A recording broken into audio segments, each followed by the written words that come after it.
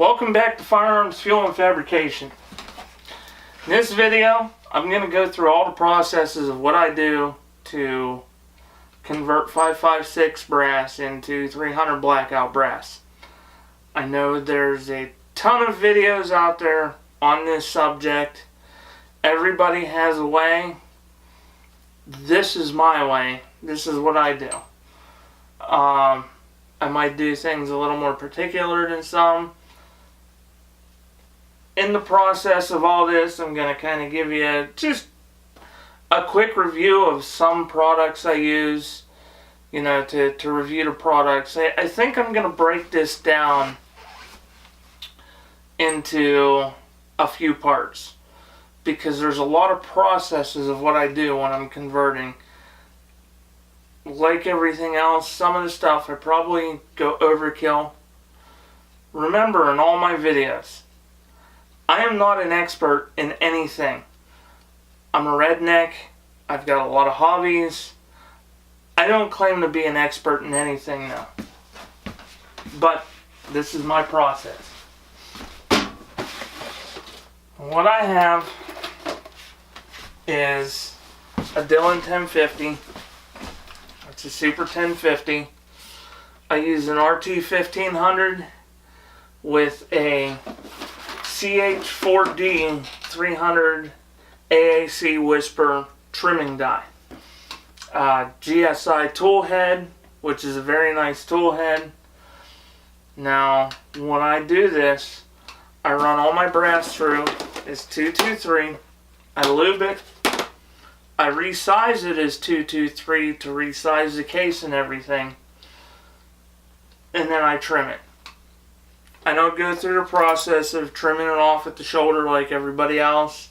With this RT 1500, the rapid trim, I just go full length and cut it. And it's worked out pretty good. A lot of why I resize with the 223 is to resize the outer dimension in a whole case and knock the primer out. Because I've found trimming it's better to do it with the primer out. That way it pulls all the shavings out from inside the case. When I do this, I'm going to be running a shop vac. It's going to be loud. So when I get to the actual process of trimming, I'm going to fast forward it so you guys don't have to listen to my vacuum screaming away. But to start out, I got my homebrew case lube here. And all this is 99.9% isopropyl alcohol. Let's just make it 99%. But it's 99% isopropyl. And I mix it with lanolin. I don't remember the exact specific of what I mix it at. It's a lot online. I've actually found the least amount of lanolin you use, the better off you are, because a little bit of it goes a long way.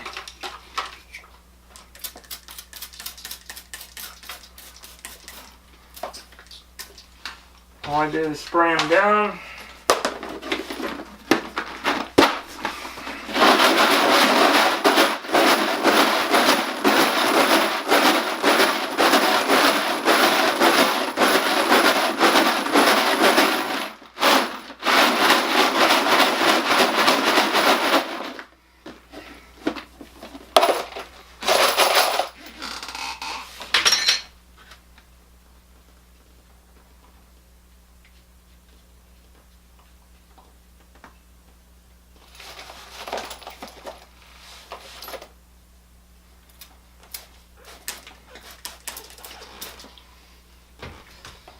The reason I go over it a couple times, I like to shake it around, make sure the inside of the necks are covered.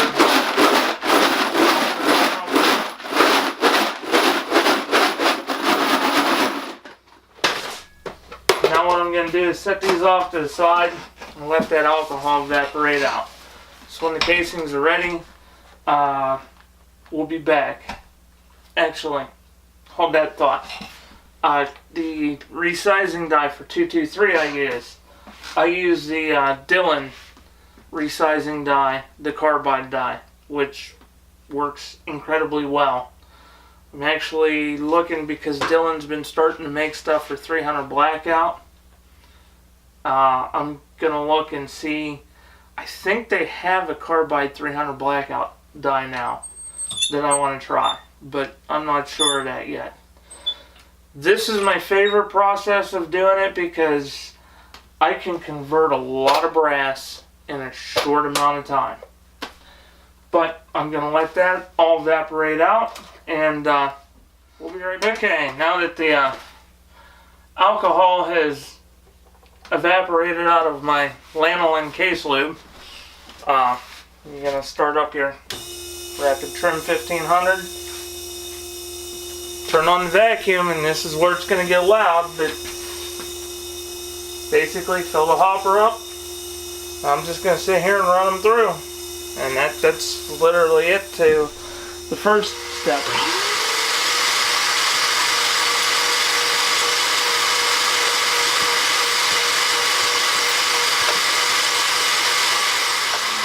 Okay, I'm not going to sit here and run the whole batch of them through on camera.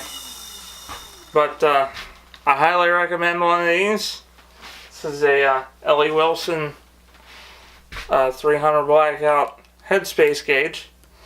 So all you're going to do is drop it in there. Good there. It's above this edge. Which I don't know how close. There we go. It's above this edge, but below this edge. And then it also checks our case gauge length. So you drop it on a flat surface, and it's just above there. So headspace is good. That's the first step. And I find whenever you're trimming, see how I'm kind of going slow, especially down here towards the last part of the stroke. That's what I do to get really nice clean cuts on here, so I don't make a lot of work for myself later. But I'm going to finish this batch up, and then we're going to set up for the next step.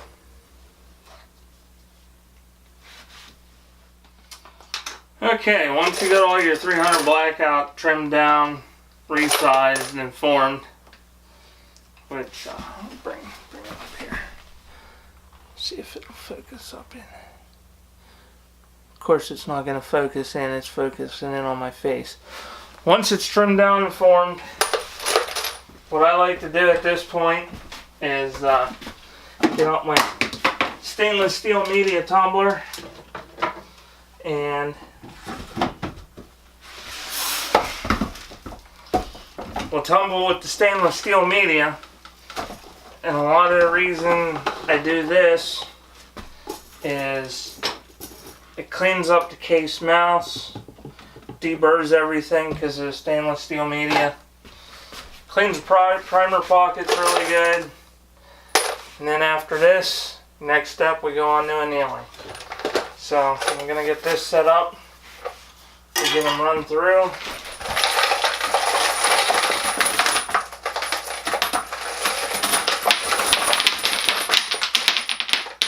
Drop a whole bunch on the floor. Drop a whole bunch more on the floor.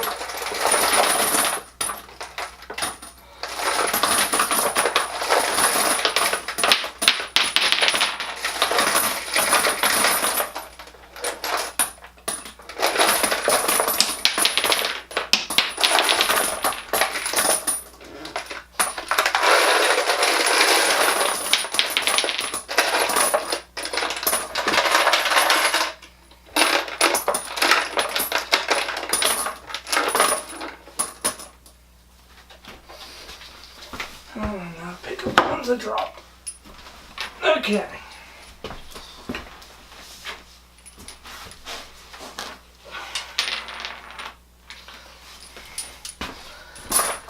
And I'll tell you, I've been reloading for quite a while. I've got the ultrasonic back here. I've got a vibratory tumbler down there. I've tried about every way.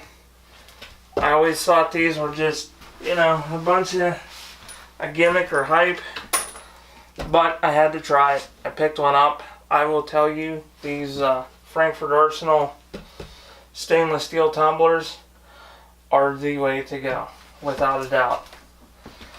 I've got the best produced, best looking, and cleanest brass out of this method. If I was to do it all over again, now I'll keep the Hornet A. I got the hot tub. I'm going to keep this one because I absolutely love it. It works great for cleaning AR uppers. I can do hole uppers in this, gun parts, clean my silencers up in it. Ultrasonic's awesome, but for brass, this puppy is the way to go.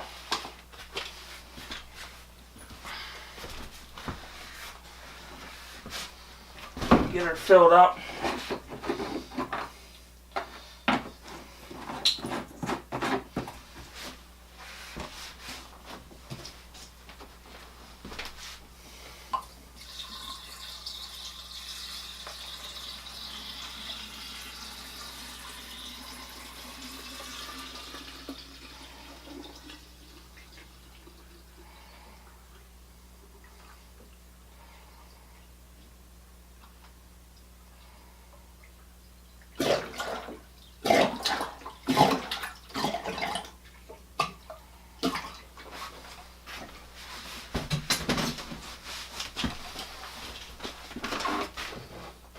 And I just use plain old Dawn dish detergent, fill it up, and give it about a teaspoon squirt.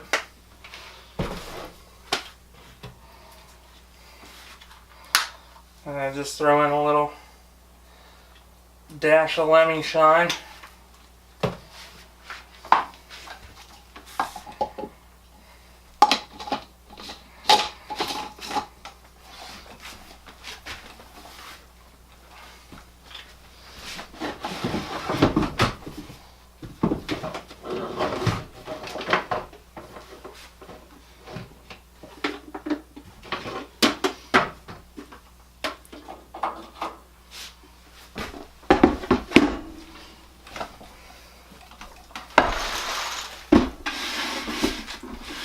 Set it up, and set the timer for 2 hours.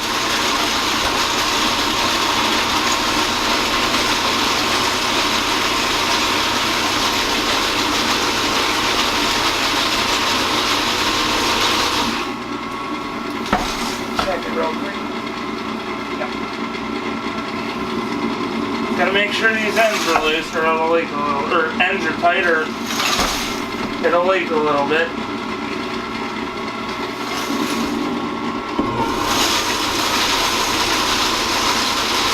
2 hours, we'll come back to it, it'll be clean cases. Alright, now that we've run it through the Frankfurt Arsenal steel pin tumbler, it's time to anneal it. This is the annealies. It's a nice machine. It's made by a small family-owned operation. I believe they're out of Florida. Quality stuff made in America. It's a good machine, I highly recommend it.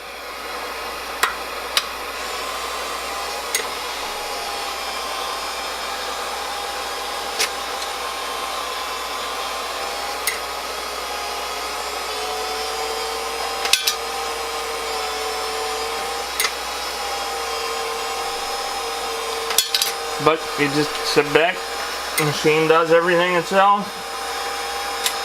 Just let it run through and that anneals the cases.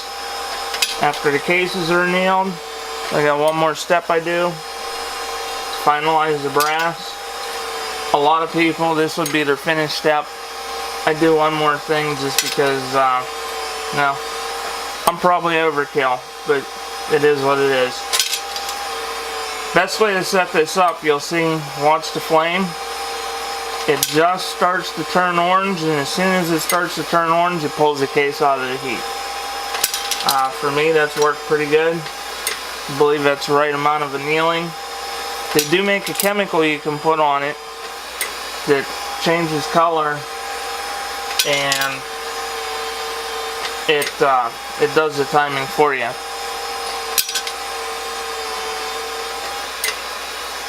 But I'm going to let this run through. Once these are annealed, on to the final step. Okay, now all case necks are annealed. This is probably the step where I go overkill. But it's what I do. Re-lube the cases.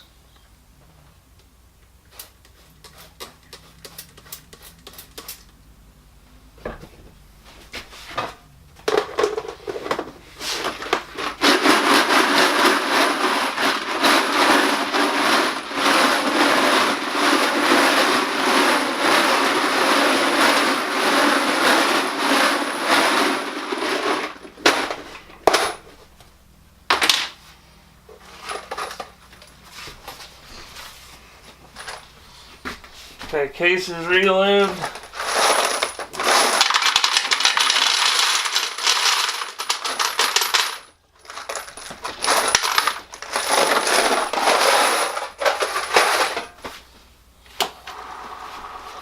I'm back to my Dillon 1050. I still have the trimmer set up to trim the proper length.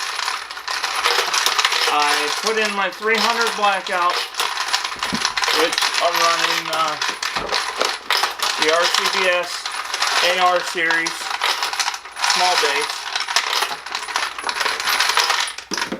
But I put in my 300 blackout small base sizer die. I put in my my crimp swager, and what I'm going to go through and do is size these with the 300 blackout. That way the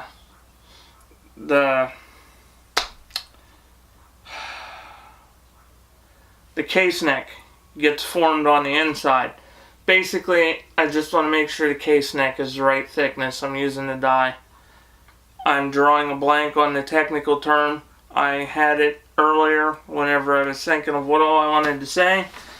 And now that I'm saying it, I'm completely blank. So, but what I'm going to do is go through, resize them again with the 300 blackout die.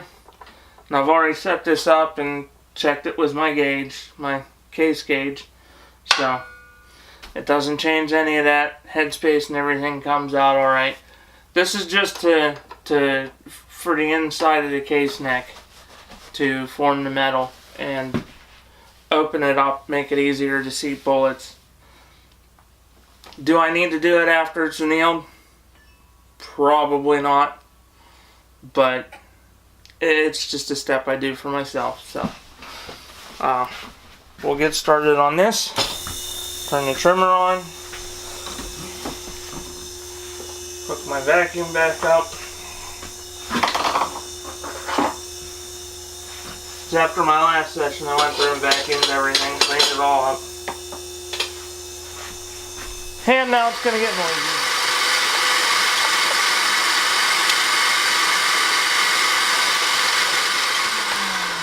noisy. Okay. And, well, you know, I'll cut the noise and everything.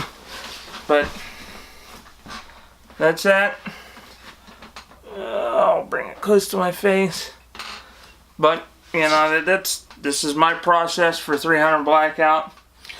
The last thing I will do after this, and instead of going through everything, once all these are done, trimmed, finished, completed, I'll run them through the Frankfurt Arsenal tumbler, the rotary tumbler one more time, without the steel pins, and I'll just run it through with some Lemishine in it, just to clean the lube off, because the primer pockets look like brand new. I mean, that Frankfurt Arsenal tumbler, I am telling you, I've done every method there is, and inside the case, primer pocket, I mean, these look like brand new cases. It does an excellent job.